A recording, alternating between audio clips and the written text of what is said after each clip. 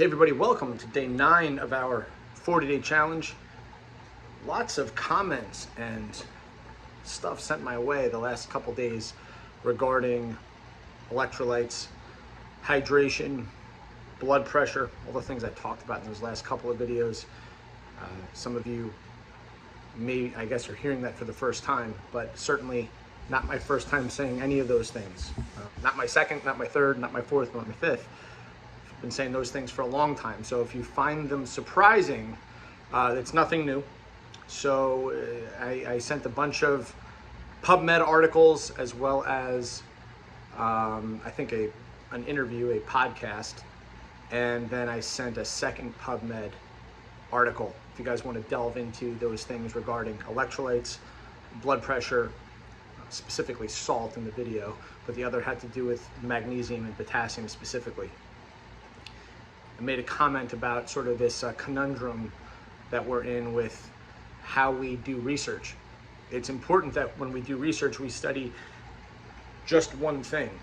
We have to isolate one thing. That's when I brought up the whole issue with sodium and type 2 diabetes and how it showed in the research that potassium and magnesium weren't affected. My point is that when you're looking at people, so your population is type 2 diabetic.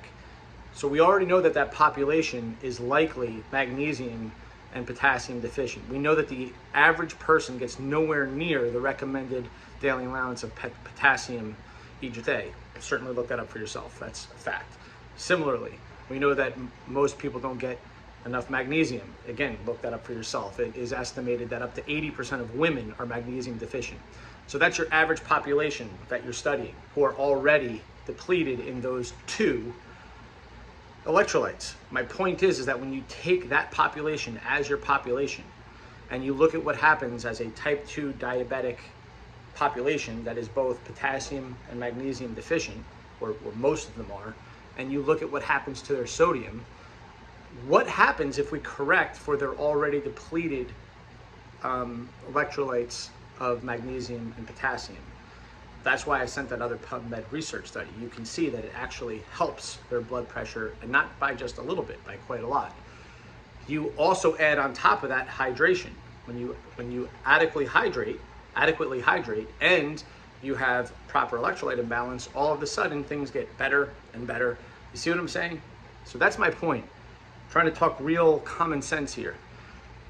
When you look at isolated research in a vacuum, you have to do your own thinking. You have to think for yourself, well, what's missing here? It's not easy to do. You have to spend a lot of time reading and listening to things and then piecing the puzzle together yourself. And that's what we're doing and have been doing in all these 40-day challenges and in the UTC itself. So today, we're gonna talk about, I'm gonna lead into this with an observation. Somebody had also asked about fat.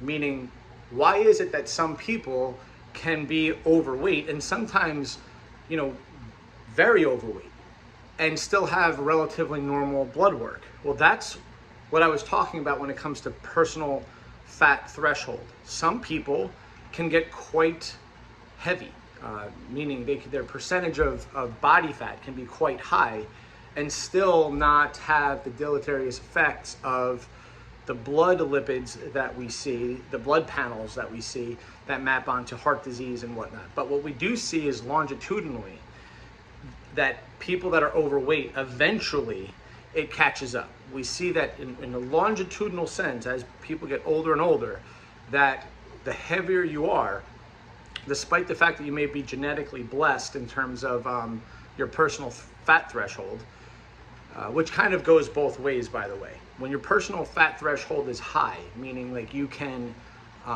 endure more fat on your body than most, it also tends to mean that you're genetically more predisposed to carry more body fat, which that's not a blessing. So, but eventually the heavier your body over time, these things catch up the older you get, and they catch up quite quickly, like I talked about the other day. Again, Judith Campisi, if you want to look her up, she is an expert in aging. There's many people that are experts in aging, but she talks more specifically about the actual biological process of aging, cellular senescence, and sort of its mysteries, but what we see in aging.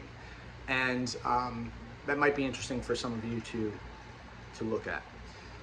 Because, again, not to make this a whole thing on obesity, but it's not just because you don't have those markers doesn't mean that you're not more susceptible to things like cancer and other diseases along the way. Okay, so speaking of that, what is our next tip? Well, let's review the other ones first. Protein, not just a little, a lot more. Fiber, that's 2. Resistant starches, that's 3. I talked about adding fat with your meals, and I put that into context for you guys.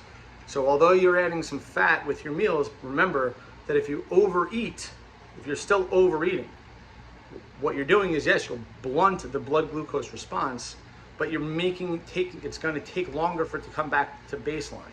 So this is all in the context of trying to make sure that you're not overeating over the course of the day and over the course of 2 days and over the course of a week. Just remember, you can be perfect for 6 days. If on the 7th day, you eat 3 times the amount of calories that you normally eat in a day, you may have had a net 500 calorie deficit for the week, and that last day you had an overabundance of 1,000 calories. You're now at a 500 calorie surplus for the week, which means that you just gained weight. To be more specifically, you gained 1/7 of a pound. That now screws up the whole thing of what we're talking about. That's what I mean, that acute oxidative stress can happen that way, like in a gross overfeeding. It happens, but now all of a sudden, if you keep up that pattern for 52 weeks in the year, 1/7 of a pound, which is a 500 calorie surplus, you're going to also have longitudinal oxidative stress, which is going to lead to all these things that I'm explaining to you, where the blood glucose in the blood continues to elevate over time, and that's just one of many other markers that will become problematic. So then we talked about hydration, we talked about electrolytes, and today, since we just talked about fat, let's talk about your next tip. Here it is. You're gonna have to look at me for this one. Your next tip is right here. There it is. It's called muscle. Muscle is your next tip. That means that you focus on getting muscle on your body and keeping it on your body. Why? Because muscle is way more thermogenically expensive than fat. Meaning, in order to keep muscle on your body has to expend a tremendous amount of energy to keep it. And guys, at the end of the day, this is what we're talking about. We're talking about an energy balance issue. So if you want the energy balance to tip in your favor, get off the treadmill, get off the bike, and focus on lifting some weights. I'm not saying that the bike and the treadmill don't have some benefit. What are you doing? You're expending energy.